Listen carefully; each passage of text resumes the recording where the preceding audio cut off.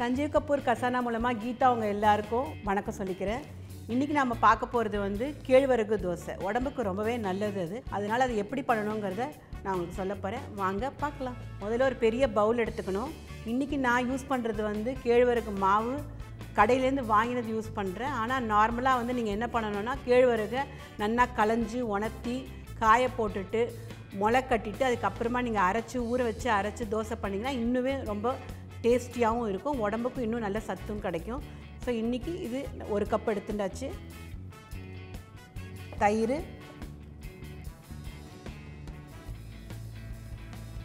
தோசை மாவுல ஏற்கனவே உப்பு இருக்குறதால நம்ம இதுக்கு மட்டும் கொஞ்சமா உப்பு போட்டா போறோம்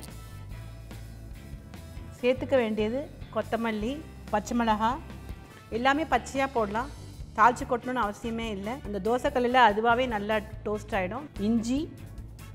கருவேப்பிலை நான் ஏன் இதை கரைச்சிட்டு பண்ணுறேன்னா அது ஊற இன்னும் நல்லா வரும் தோசைங்கிறதுனால பெருங்காயம் கொஞ்சமாக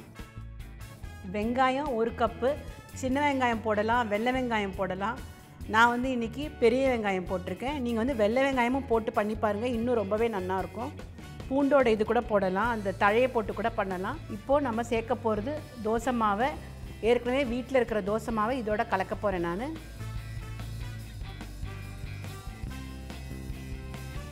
இப்போ எல்லாத்தையும் நம்ம கையால் தான் கலக்கி ஆகணும் கரண்டி எல்லாம் சரிப்பட்டு வராது கையால் நல்லா கரைச்சிட்டேன் இப்போ மாவு வந்து கேழ்வரகு மாவு தோசை வந்து நல்லா ரெடி ஆயாச்சு இப்போ நம்ம என்ன பண்ண போகிறோம்னா தாளிச்சு கொட்ட போகிறோம் தாளிச்சு கொட்டினா இன்னும் கொஞ்சம் பசங்க வந்து அப்படியே சாப்பிட்ருவாங்க எதுவுமே தொட்டுக்க கூட வேண்டாம் ஸோ அதனால தான் தாளிச்சு கொட்டுறேன் நான் இதில் நீங்கள் தக்காளி போடலாம் கேரட் போடலாம்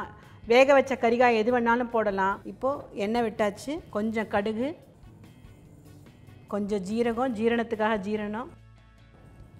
பெருங்காயம் கொஞ்சம் இப்போ கடுகு வெடித்த உடனே இதில் தாளிச்சு கொட்டிட வேண்டியதான் இப்போ கடுகு நல்லா வெடிச்சாச்சு இப்போது இதில் தாளிச்சு கொட்டிடலாம் இப்போது தோசைக்கல்லை போட்டுடலாம் இப்போது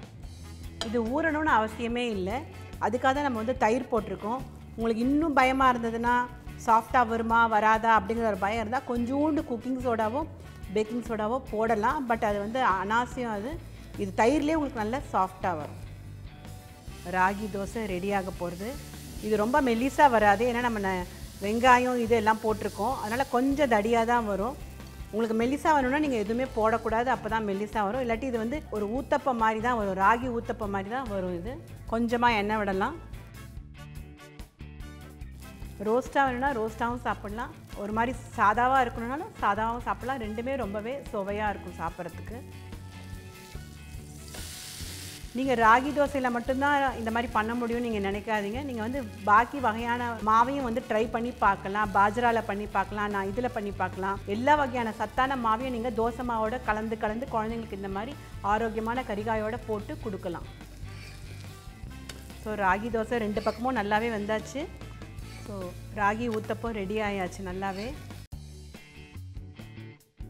ராகி தோசை ரெடி ஆயாச்சு அதில் நம்ம வெங்காயம் போட்டதுனால அதுக்கு ராகி ஊத்தப்பம் நான் பேரையும் வச்சுட்டேன் இன்னும் வகையான ரெசிபி தெரிஞ்சுக்கணுமா நீங்கள் என்ன பண்ணணும் சஞ்சீவ் கபூர் கசானாக்கு